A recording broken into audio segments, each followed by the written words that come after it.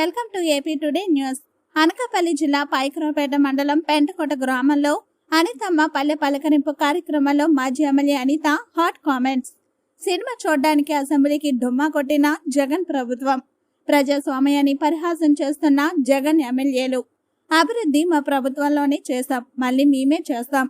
ఉద్యోగులందరూ road ఎక్కి వారి సమస్యల గురించి నిరసన తెలుపుతుంటే ఎమ్మెల్యేలు అందరూ సినిమాలకు వెళ్లి సినిమాలు చూస్తున్నారు. ఇలాంటి ప్రభుత్వం ఏ రాష్ట్రంలో లేదు.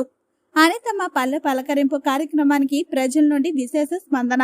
అనితకు ఘనంగా స్వాగతం పలుకుతున్న ప్రజలు, అనితకు పూలమాల వేసి హారతులు పడుతున్న ప్రజలు. ఇచ్చేసామని చెప్పేసి ఈ రోజు అది ఒక అభూత కల్పన సృష్టించి ప్రజలందరినీ మోసం చేసే పరిస్థితి.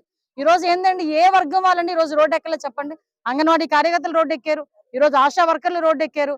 ఆశా వర్కర్ని కూడా అంటే వాళ్ళకి కూడా సమాధానం చెప్పలేని దుస్థితిలో ఈ రోజు ఉందా? ఆశా వర్కర్లు అందరూ కడుపు మండి రోడ్డు ఎక్కితే వీళ్ళు సినిమాలకు వెళ్ళి సినిమాలు చూస్తున్నారు. ఇదాండి ప్రజాస్వామ్యం అంటే, ఇదాండి ఎమ్మెల్యేల పరిస్థితి. కనీసం ఆశా వర్కర్ల గురించి కూడా ఈ రోజు సీఎం జగన్మోహన్ రెడ్డి ఒక మాట కూడా మాట్లాడకపోవడం దౌర్భాగ్యం. ఈ ఎమ్మెల్యేలు వాళ్ళ గురించి మాట్లాడడం మానేసి ట్విట్టర్ లో ఎమోషనల్ సీన్లు చూస్తే గుండె రగిలిపోయింది, గుండె పిండేశారు, ఇలాంటి ఏదో కామెంట్లు అన్ని పెడతా ఉంటే నిజంగా జనాలు ఈ రోజు మిమ్మల్ని తరిమి కొట్టడానికి వాళ్ళందరూ సిద్ధంగా ఉన్నారన్న సంగతి మాత్రం తెలియజేసుకుంటున్నారు. జరిగింది ఈ రోజు పెంటకోట గ్రామంలోకి రాగానే ఇక్కడ ఉన్న ప్రజలందరూ కూడా ఘన స్వాగతం పలికి ఈ రోజు ప్రతి ఇంటి దగ్గరికి వెళ్ళగానే వాళ్ళందరూ కూడా ఆప్యాయంగా పలకరించి, ఈసారి చంద్రబాబు నాయుడు గారు డెఫినెట్ గా మన రాష్ట్రానికి కావాలి, చంద్రబాబు నాయుడు గారు ముఖ్యమంత్రి కావాలి, ఈసారి మేమందరం కూడా సైకిల్ గుర్తుకే ఓటేస్తామని చెప్పి బయటకు వచ్చే స్వచ్ఛందంగా వాళ్ళందరూ కూడా మాకు ఆశీర్వదించే పరిస్థితి ఈ రోజు కనిపించిందంటే నిజంగా ఇది శుభ పరిణామం కింద భావించాలి. ఈ రోజు వరకు కూడా జగన్మోహన్ రెడ్డి 4 సంవత్సరాల 9 నెలల కాలంలో అనేకమైన అక్రమాలు, అన్యాయాలు, అఘాయిత్యాలు అన్ని చేశారు. ఈ రోజుకి కూడా ప్రజలందరూ కూడా ఎప్పుడు ఈ జగన్మోహన్ రెడ్డి దిగిపోతాడా, ఎప్పుడు ఈ జగన్మోహన్ రెడ్డికి చర్మగీతం పాడాలా అన్న ఆలోచనలు ఈ రోజు అందరూ ఉండటం ఒక ఎత్తు అయితే, ఈ రోజు వాళ్ళ ఎమ్మెల్యేల పరిస్థితి కూడా చూస్తే సినిమా చూడటానికి అసెంబ్లీ ఎగ్గొట్టారంటే వీళ్ళు అసలు ఎమ్మెల్యేలుగా వీళ్ళు అసలు అర్హులేనా? అసలు ఎమ్మెల్యేలుగా వీళ్ళకి ఉండే అర్హత ఉందా వీళ్ళకి? అంటే ఈ రోజు ఆఖరి ఇంచుమించుగా నాకు తెలిసి ఈ రోజు అసెంబ్లీ ఆఖరి రోజు.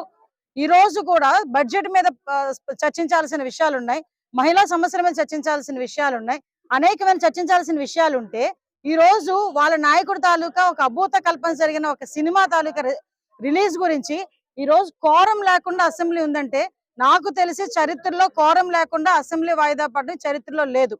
అదే జగన్మోహన్ రెడ్డి తాలూకా దరిద్రం వల్ల ఇది కూడా జరిగింది, దౌర్భాగ్యం వల్ల ఇది కూడా జరిగింది. ఎంత దరిద్రం అండి!